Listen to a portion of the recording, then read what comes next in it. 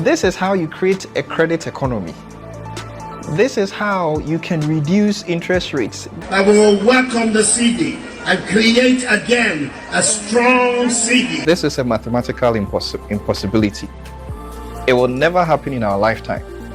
The Cedi will never be able to outcompete the dollar. Hello fam, so in today's video we bring you these insightful teachings from the camp of the New Force. You know, the New Force was one of the political parties or the movements that competed for presidency but didn't win, unfortunately.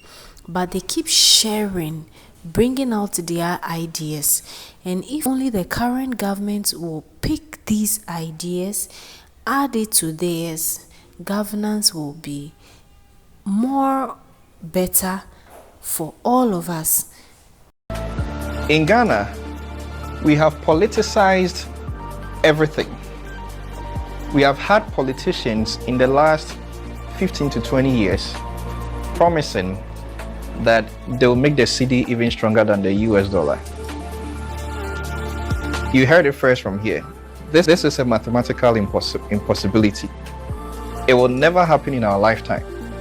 The Cedi will never be able to outcompete the dollar. What we can do is to stabilize the currency. There is a difference between currency stabilization and currency appreciation.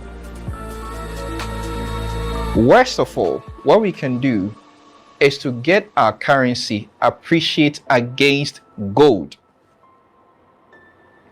That's what we have to do. Keep the currency stable, forget about the US dollar, and create a net exporting economy. We need to produce the things we use. We need to produce what we eat. We need to produce what we wear. We need to produce what we watch. If we are able to do that, we can keep our currency stable. The prices of consumer items would not depend on the strength of the US dollar anymore. This is how you make the economy strong. You have fixed inflation, you have fixed currency depreciation. Everything begins to work. The country begins to fix itself. Interest rates begin to reduce, and people begin to get access to credit. If people are not able to access credit, how can they start businesses? How can they build the empires that we need and employ people? If anybody says that they know exactly how Ghana got into this situation, I would say they are being arrogant. We can attempt to explain how we got here, but we can only go as far. But as you all know, the real problem is leadership. But aside from leadership, the real problem is capital. If people don't have access to capital, it's impossible for the economy to grow. But how do people get access to capital if the money is not in the country? The country has to be investor friendly. We need to create a country that makes it desirable for people to put their money in. Inflation is 26 or 25% in Ghana currently, and treasury bill rate is around 27%. What that means is that the real return is 2%. That is the real return. Aside from the real return, there is a general country risk, or what we call spread or default risk, which means that the country has the tendency of not paying back their loans. They have the tendency of collapsing banks. They have the tendency of not giving you the returns on the investment. And so even if the country is promising 50% interest on my investment, I will still not put my money there. This is why there is no money in the country. This is why nobody is bringing his money into the country. This is why you don't have access to capital. That is one side of the issue. Another part is that we don't have an integrated ID and address system. You may ask, how is this related to capital accessibility? Well, if I am a bank and I am not sure of where you are when you come for my money, I will put high interest on the money that you are taking. And the grace period will be very, very short because I want to take my money back as soon as possible before you'll be gone.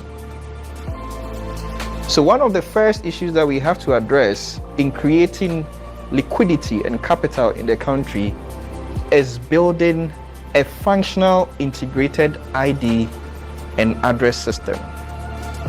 The next thing that we have to address is property titling.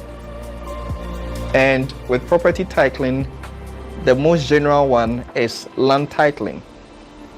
Tell me in the comments how difficult it is to get a land title in Ghana. Without these things, you cannot have access to capital because it is your land and your property that you are using as collateral. This is how you create a credit economy. This is how you can reduce interest rates. This is how you can reduce fear of people not paying the bank back. This is how you make the economy desirable for foreign investors. That's how you build a country. You create credit and you empower people to access the credit and build businesses. You create capital and what I call patient capital, money that the bank doesn't need tomorrow, money that the bank can give to you for 30 years at an interest rate of 5% to build that monstrous business. This is what we are looking for as a country. And until then, we can never dream of becoming the next Switzerland, the next Austria, the next Singapore. Thanks for watching till now. So Hubert Baidu, the gentleman in the video, is the lead economic analyst of the New Force movement. It was a movement that competed for presidency last year, but unfortunately couldn't win, but always tries to share their great ideas with the current government in order to make Ghana better.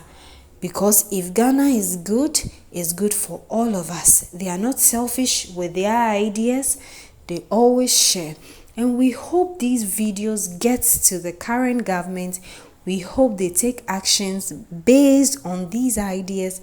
And we hope to see Ghana and the entire populace prosper in this regime.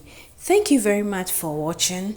And thank you for always joining us. Until next time, peace out. Singapore, the next South Korea.